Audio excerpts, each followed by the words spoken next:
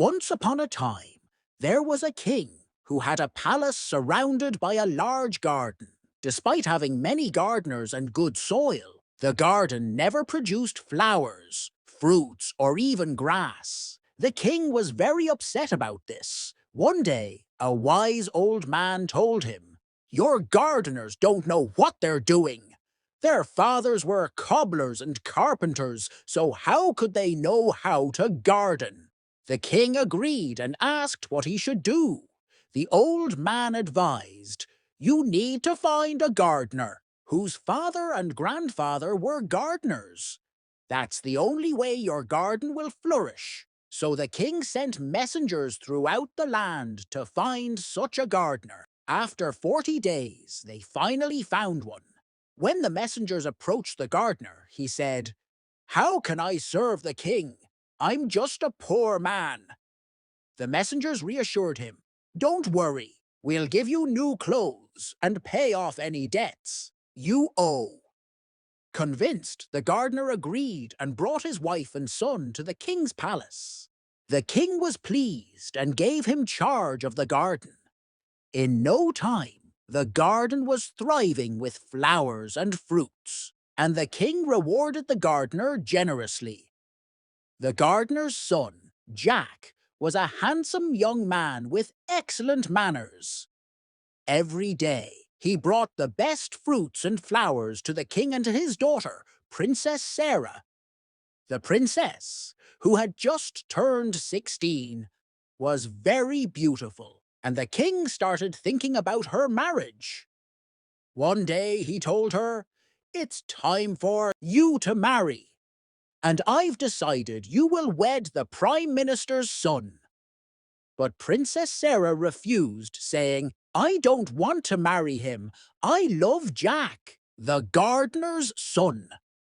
The king was furious, but also heartbroken. He consulted his ministers, who advised him to send both Jack and the Prime Minister's son on a dangerous journey. Whoever returned first would marry the princess. The Prime Minister's son was given a strong horse and gold, while Jack was given an old lame horse and some copper coins. Everyone believed Jack would never return. Before he left, Princess Sarah secretly met Jack and gave him a purse filled with jewels, saying, "Use these wisely and return to me soon." As the two suitors set off, the Prime Minister's son sped away on his horse, leaving Jack far behind. After some days, the Prime Minister's son came across an old woman begging for food. He rudely ignored her and continued on his way. Later, Jack arrived at the same spot and kindly offered the old woman his purse and a ride on his horse.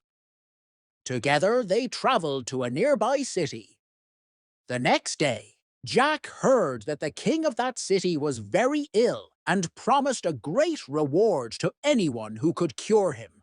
The old woman, who was actually a wise person, gave Jack detailed instructions on how to heal the king. Following her advice, Jack found 3 colored dogs. White, black, and red, killed them and collected their ashes. He then announced that he was a famous doctor from a distant land. Despite the skepticism of the court physicians, Jack was allowed to try his cure. He boiled the king in a cauldron, carefully arranged his bones, and sprinkled the ashes. To everyone's amazement, the king was restored to his youthful strength. For his reward, Jack asked only for a special bronze ring that could grant any wish. The king reluctantly gave it to him. Using the ring, Jack summoned a magnificent ship and continued his journey. Soon, he encountered the Prime Minister's son, who had run out of money and was working as a garbage carrier. Jack, pretending not to recognize him, offered to help. He took the Prime Minister's son to his palace, but instead of treating him kindly, he branded him with a hot iron to teach him a lesson. Then, He gave him an old broken-down ship to return home. The Prime Minister's son eventually made it back, but in such a miserable state that even though he was welcomed home, his pride was forever shattered. Jack, meanwhile, returned to Princess Sarah, and they lived happily ever after, thanks to the magical bronze ring. A young man who had come back victorious said to the king, "I am the first to return. Now fulfill your promise and let me marry the princess." The preparations for the wedding began, but the princess, was unhappy and angry about it. The next morning, a magnificent ship appeared at the harbour, with golden hulls, silver masts, and sails made of silk. The king, looking out of his palace window, saw the ship and exclaimed, "What ship is this with such splendour? And who are the noble young men on board?" And he then ordered his servants to invite the captain of the ship to the palace. Soon an incredibly handsome young man, dressed in rich silk and adorned with jewels, entered the palace. "Welcome, young man," said the king. "Please stay as my guest." The young man replied, "Thank you, sire. I accept your kind offer." "My daughter is getting married today," the king added. "Will you be the one to give her away?" "I would be honored," replied the young captain. As the bride and groom arrived, the captain asked, "Are you truly going to marry this beautiful princess to this man?" "But he is my prime minister's son," the king said. "That doesn't matter," replied the captain. "I cannot let this happen, as this man is one of my servants. I found him in a distant town doing menial work.